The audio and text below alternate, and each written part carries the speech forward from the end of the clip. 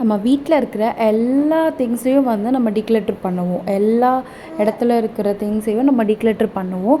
ஆனால் ஒரு சிலதை மட்டும் மறந்துடுவோம். அதில் ஒன்று பேபியோட கிளாத்ஸு. அவங்களோட கிளாத்ஸ் பார்த்திங்கன்னா நிறைய சேர்ந்து போய் கிடக்கும். எங்கடா வைக்கிறதுன்னு சொல்லிட்டு அதுக்கே நம்ம தனியாக ஒரு ஸ்பேஸ் வந்து நம்ம க்ரியேட் பண்ணிகிட்டே தான் வருவோமே தவிர அதை வந்து நம்ம குறைச்சி இருக்கிற ஸ்பேஸ்லேயே ஆக்குபை பண்ணி வைக்கணும் அப்படின்னு நம்ம நினைக்கவே மாட்டோம். ஃபர்ஸ்ட் பாயிண்ட் வந்து பார்த்திங்கன்னா பேபியோட கிளாத்ஸ் வந்து ஏன் வந்து சீக்கிரமாக சேர்ந்து போகுது அப்படின்னு பார்த்தீங்கன்னா, ஃப்ரெண்ட்ஸ் அண்ட் ஃபேமிலி மெம்பர்ஸ் பார்த்திங்கன்னா பாப்பாவுக்கு வந்து கிஃப்ட் பண்ணியிருப்பாங்க. பாப்பா பிறந்ததும் பார்க்க வரேன் அப்படின்னு சொல்லிட்டு நிறைய வந்து கிஃப்ட் பண்ணியிருப்பாங்க. அது வந்து சேர்ந்து போகும். அண்ட் இன்னொன்று வந்து பேபியோட ட்ரெஸ் வந்து சீக்கிரமாக வந்து சின்னதாகிடும். அதெல்லாம் வந்து நம்ம டிக்ளட்டர் பண்ண மறந்துடுவோம். அதை வந்து நம்ம டிக்ளட்டர் பண்ண முடியாது. பேபிஸோட ஞாபகார்த்தமாக சொல்லி எடுத்து வச்சுருவோம். அந்த மாதிரி ட்ரெஸ்ஸும் வந்து நிறைய சேர்ந்து போகும். அப்படி வந்து சேருது அப்படின்னா பாப்பாவோட ரொம்ப க்ளோஸ் டு த ஹார்ட் அது மட்டும் நீங்கள் வச்சுக்கிட்டா போதும். எப்பயாவது தேவைப்படும் அப்படின்னு சொல்லிட்டு நம்ம நிறைய ட்ரெஸ் எடுத்து வைப்போம். அதுவும் ஒன்று. பேபி கிளாத்ஸ் வந்து டீக்ளட்டர் பண்ணுறதுனால நிறைய பெனிஃபிட்ஸ் இருக்குது. அதை நம்ம இனி ஒன் பை ஒன்னாக பார்க்கலாம்.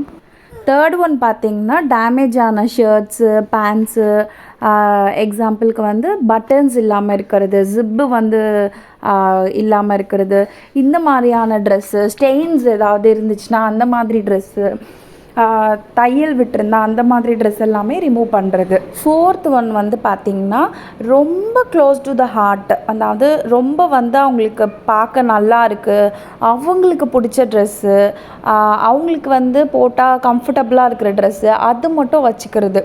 ஒரு 10 ட்ரெஸ் இருக்குதுன்னு அப்படின்னு பார்த்தீங்கன்னா அந்த 10 ட்ரெஸ்ஸுமே குழந்தைக்கு வந்து கம்ஃபர்ட்டாக இருக்கா அப்படின்றத பார்த்துட்டு நீங்கள் வந்து வச்சுக்கோங்க.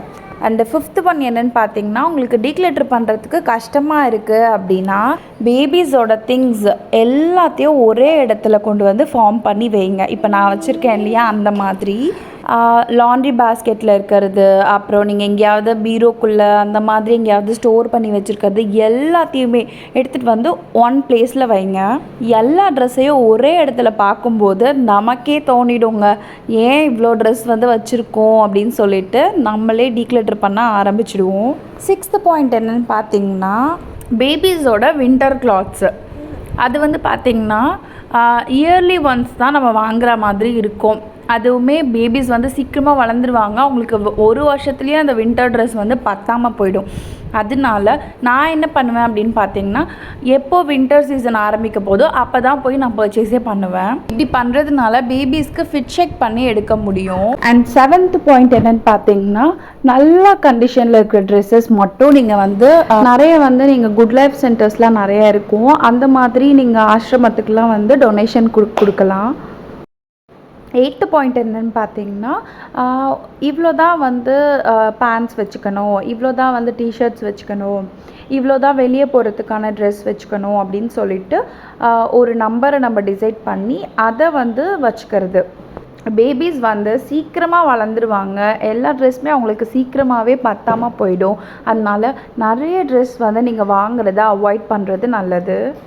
பேபி டவல்ஸுமே பார்த்திங்கன்னா ஒரு 3 அந்த மாதிரி வச்சுக்கிறதே போதுமாக இருக்கும். பேபி கர்ச்சீஃப்ஸ் கூட வந்து நீங்கள் ஒரு 10 வச்சுக்கிட்டாலே போதும். மோஸ்ட்லி நான் வந்து அவனோட ட்ரெஸ் எல்லாமே நான் குறைச்சி வச்சுட்டேன். குறைச்சதுக்கப்புறம் இவனோட கபோர்டு வந்து இப்படி தான் இருந்துச்சு பாருங்கள். பேபிஸோட கிளாத்ஸை வந்து நம்ம எந்த அளவுக்கு கம்மியாக வச்சுருக்கோமோ அந்த அளவுக்கு நம்ம அவங்கள வந்து ட்ரெஸ்அப் பண்ணி வெளியே கூட்டிகிட்டு போகும்போதும் சரி, வீட்டில் ட்ரெஸ்அப் பண்ணும்போதும் சரி, நமக்கு டைம், எனர்ஜி எல்லாமே சேவ் ஆகுது. இப்போ சோஷியல் மீடியாவில் வந்து பேபிஸோட கிளாத்ஸ்லாம் யூஸ் பண்ணி வந்து பெட்டு, இந்த மாதிரி பெட்ஷீட்ஸு அந்த மாதிரிலாம் வந்து ஸ்டிச் பண்ணிக்கிறாங்க.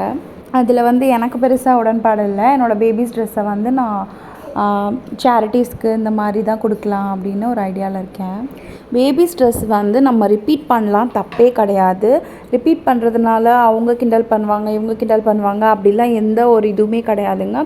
நீங்கள் தாராளமாக ரிப்பீட் பண்ணுங்கள். ஏன்னா பேபிஸ் வந்து சீக்கிரமாக வளர்ந்துருவாங்க. நம்ம வந்து பைசா போட்டு அந்த ட்ரெஸ் எல்லாம் நம்ம வாங்குறது வேஸ்ட்டுன்னு தான் நான் சொல்லுவேன். பேபிஸோட ட்ரெஸ்லாம் வந்து பார்த்திங்கன்னா சீக்கிரமாக ஃபேட் ஆகிடும், அப்புறம் பத்தாமல் போய்கிடும், இந்த மாதிரிலாம் இருக்குது.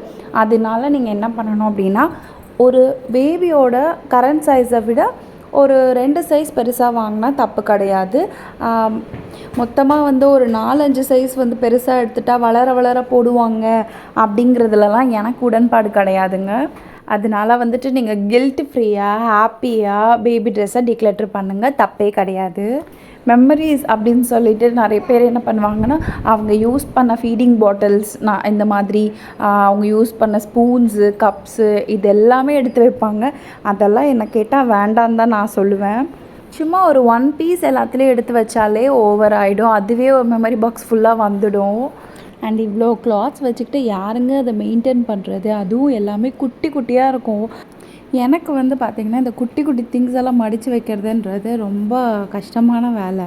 பெருசாக இருக்கிறத கூட மடித்து வச்சிடலாம், அந்த குட்டியாக இருக்கிறதெல்லாம் ஸோ இது வரைக்கும் என்னை பார்த்து சப்போர்ட் பண்ண எல்லாருக்குமே ரொம்ப thanks. And keep supporting me. And like பண்ணுங்கள், ஷேர் பண்ணுங்கள். இந்த மாதிரி கண்டென்ட்லாம் பார்க்குறதுக்கு என்னோடய பேஜை சப்ஸ்கிரைப் பண்ணுங்கள். Until then bye from Sarah.